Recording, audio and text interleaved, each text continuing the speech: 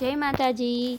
ભારતનું રસોડું zero waste ઉપર આધારિત છે। કોઈ પણ વસ્તુ બચે કે વધે તો એના આધારે નવી જ રેસીપીનો જન્મ થાય છે। તેના ઉપરથી જ કહેવત બની હોય એવું લાગે છે। તમે સાંભળી જ હશે, આમ કે આમ ગુટલી કે ભી દામ। તો કેરી ખાધા પછી વધેલી ગોટલીમાંથી B12નો ભરપૂર ખજાનો એવો ગોટલીનો મુખવાસ બનાવીશું। ઘણીવાર તોડવાની માથાકૂટમાં લોકો ઘરે મુખવાસ નથી બનાવતા, તો જલ્દીથી તૂટી જાય એ માટે આખી જ ગોટલીને સારી રીતે પાણીમાં ધોઈને 1 કલાક પલાળી રાખવાની, જેથી એની કડવાશ દૂર થઈ જાય। આખી જ ગોટલીને મીઠું નાખીને બાફી નાખવાની। 3 સીટી થાય ત્યાં સુધી એને બાફવાની છે, પછી ઠંડી કરી લેવાની અને આવી રીતે દસ્તા કે હથોડીની મદદથી પોઈન્ટ ઉપર મારીએ એટલે ગોટલી જલ્દીથી બહાર નીકળી જાય છે। અને ન નીકળે તો ચમચીની મદદથી તમે આવી રીતે બહાર કાઢી શકો છો।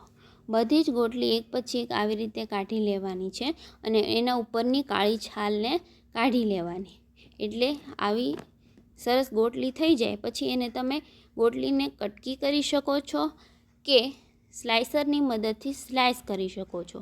કટકી કે સ્લાઇસ સુકાઈ જાય પછી થોડી કડક થઈ જાય છે, એટલે એની જગ્યાએ હું આદું છીણવાની ખમણી લઈ એનીથી ખમણી નાખું છું, જે સ્વાદમાં સારી લાગે છે અને એમાં મસાલો જલ્દીથી પડી જાય છે।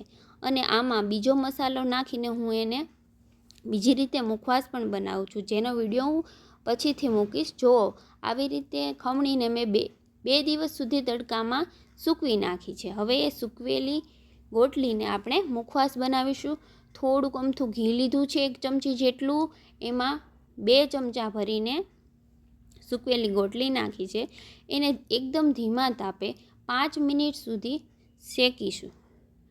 આવી રીતે શેકીએ એટલે કલર બદલાઈ જાય અને સુગંધ આવવા માંડે એટલે એમાં મીઠું તો નાખેલું જ છે બાફામાં, એટલે સંચળ અને ચાટ મસાલો નાખી દેશું અને થોડીક વાર હલાવીશું। ઠરી જાય પછી એને મુખવાસદાની કે એરટાઇટ કન્ટેનરમાં ભરી દઈશું, એટલે તૈયાર થઈ જાય ગોટલીનો મુખવાસ। આ એકદમ સાદો અને સરળ રીત છે અને B12નો ભરપૂર ખજાનો છે, તો તમે પણ બનાવજો। તમે કેવી રીતે બનાવો છો તે કહેજો।